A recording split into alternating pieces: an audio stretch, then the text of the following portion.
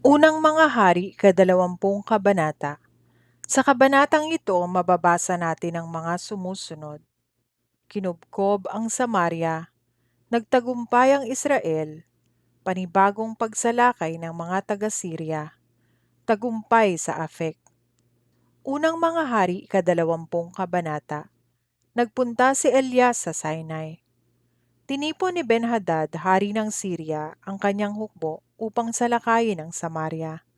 Kasama sa hukbong ito ang 32 haring sakop niya. At ang kanilang mga kabayo at karwahing pandigma.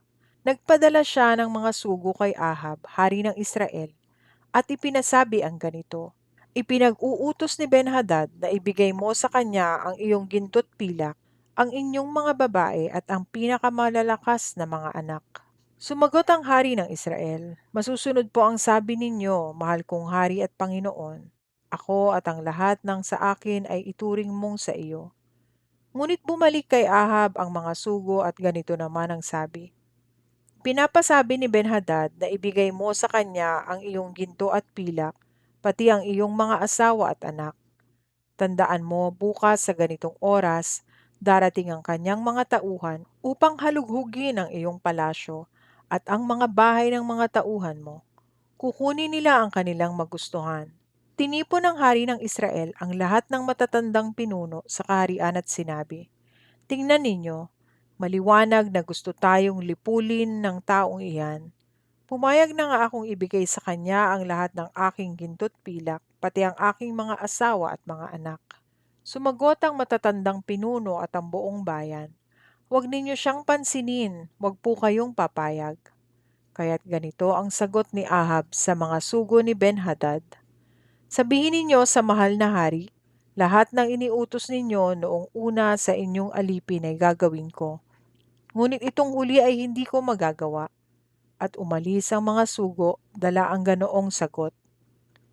Nagpasabi muli si Ben-Hadad, Magpapadala ako ng mga tauhang wawasak sa lungsod mong ito, at tatangayin nila ang mga nasira nilang bagay. Parusahan sana ako ng mga Diyos kung hindi ko ito gagawin. Sumagot ang hari ng Israel, Sabihin mo kay Haring Ben-Hadad na ang tunay na sundalo ay hindi nagyayabang hanggat hindi pa natatapos ang labanan. Nasa kanyang tolda noon si Ben-Hadad at nakikipag-inuman sa mga haring kasama niya. Pagkarinig sa sagot na iyon ay sumigaw si Ahab, salakayin ang kaaway, at humanda ang bawat isa sa pakikipaglaban. Nagtagumpay ang Israel. Samantala dumating noon ang isang propeta at sinabi kay Haring Ahab ng Israel, Ipinapasabi ni Yahweh na huwag kang matakot sa napakalaking hukbong iyan. Sa araw na ito ay pagtatagumpayin kita laban sa kanila at malalamang mong ako nga si Yahweh. Sino ang sasalakay? Tanong ni Ahab. Sumagot ang propeta. Ang mga kabataang kawal na nasa ilalim ng mga pinuno ng mga lalawigan. At sino ang mamumuno sa labanan? Tanong uli ni Ahab. Kayo, tugon ng propeta. Tinipon nga ni Ahab ang mga kabataang kawal ng mga pinuno ng mga lalawigan. May 232 lahat-lahat. Pagkatapos, tinipon din niya ang hukbo ng Israel na may 7,000 kalalakihan. Pagdating ng tanghaling tapat, samantalang si Ben-Hadad at ang 22 hari na kasama niya ay nagiinuman sa kanilang tolda, lumusob ang mga Israelita sa pangunguna ng mga kabataang kawal. May nagsabi kay Ben-Hadad, May lumalabas pong mga lalaki mula sa Samaria. At sumagot siya, Hulihin sila ng buhay, anuman ang kanilang pakay, kapayapaan man o labanan. Sumalakay nga mula sa lungsod ang mga kabataang kawal kasunod ang buong hukbo ng Israel. Sa unang sagupaan ay napatay ng bawat isa ang kanyang kalaban, kaya't nagtakbuhan ang mga taga-Syria. Hinabol naman sila ng mga Israelita. Ngunit nakatakas si Ben-Hadad kasama ng ilang kawal na nakakabayo. Lumabas naman si Haring Ahab at sumama sa paghabol sa mga taga-Syria.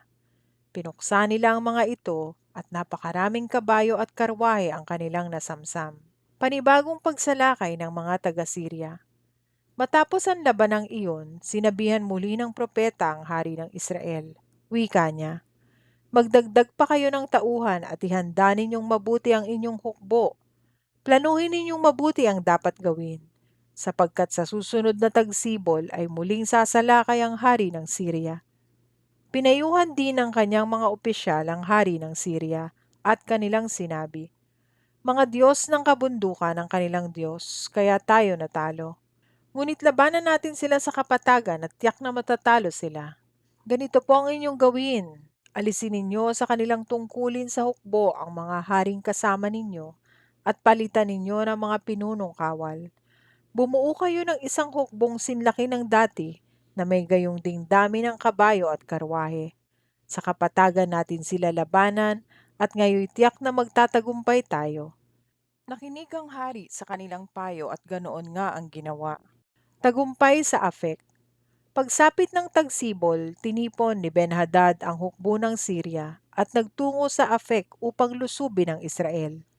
Nagtipon-tipon din naman ang mga Israelita at naghanda upang salubungin ang kalaban. Nagdalawang pangkat sila at nagtayo ng kampo sa tapat ng mga iyon. Parang dalawang kawan lang ng kambing ang hukbo ng Israel, samantalang halos matakluban ng hukbo ng Syria ang pook na iyon. Lumapit muli sa hari ng Israel ang lingkod ng Diyos at sinabi sa kanya, "Ito ang ipinapasabi ni Yahweh, sapagkat sinabi ng mga taga-Syria na ako ay Diyos ng kabundukan at hindi Diyos ng kapatagan, ipapalupig ko sa iyo ang hukbong iyan sa kabila ng kanilang dami at lakas. Makikita ninyo ngayon na ako nga si Yahweh." 7 araw silang nagmanman sa isa't isa. Nagsimula ang labanan sa ikapitong araw, at sa araw na iyon 100,000 kawal ang napatay sa hukbo ng Syria. Tumakas ang natirang buhay at pumasok sa lungsod ng Afek. Ngunit gumuho ang pader ng lungsod at 27,000 pa ang natabunan. Nakatakas muli si Ben-Hadad at nagtago sa isang silid sa loob ng lungsod. Sa gayong kalagayan, nasabi ng isa niyang tauhan, "Balita po namin ay maawain ang mga hari ng Israel. Magsusuot po kami ng damit panluksa at magtatali ng lubid sa aming leeg at haharap sa hari ng Israel. Baka sakaling kaawaan kami at hindi na kayo ipapatay." At ganoon nga ang ginawa nila. Humarap sila sa hari ng Israel at nagmakaawa. "Hinihiling po ng inyong aliping si Ben-Hadad na wag na ninyo siyang patayin." "Buhay pa ba siya? Buhay pa ba ang kapatid kong hari?" tanong ng hari ng Israel. Sinamantala ng mga sugo ang gayong magandang pahiwatig kaya't agad sumagot, "Opo, buhay pa po siya, buhay pa. Dalhin ninyo siya agad dito," utos ni Ahab. Pagdating ni Ben-Hadad, pinasakay siya ni Ahab sa kanyang karwahe. Sinabi noon ni Ben-Hadad, "Isasauli ko sa inyo ang mga lungsod na inagaw ng aking ama sa inyong ama. Maari kayong magtayo ng pamilihan sa Damasco tulad ng itinayo ng aking ama sa Samaria." Sumagot naman si Ahab, "Sa ganitong kondisyon, pinapalaya ko na kayo." Nangyari nga ang kasunduan at pinalaya sila ni Ahab. Sa utos ni Yahweh, hiniling ng isang alagad ng mga propeta sa isa niyang kasamahan, "Sugatan mo ako." Subalit tumanggi ito.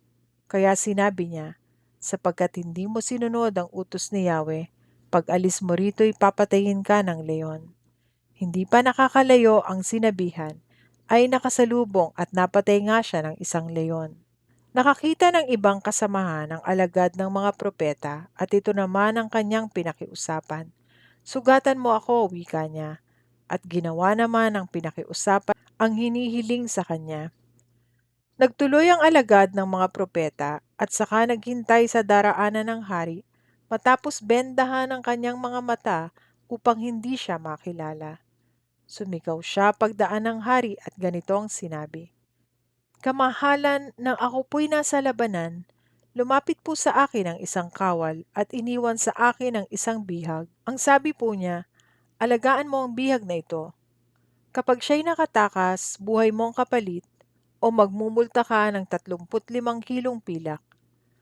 Nakalingat po ako at nakatakas ang bihag." Sinabi sa kanya ng hari, "Ikaw na rin ang nagbigay ng iyong hatol. Mamamatay ka o magmumulta." Nang marinig ito, bigla niyang inalis ang bendang nakatakip sa mga mata at nakilala ng hari na siya pala'y isang alagad ng mga propeta.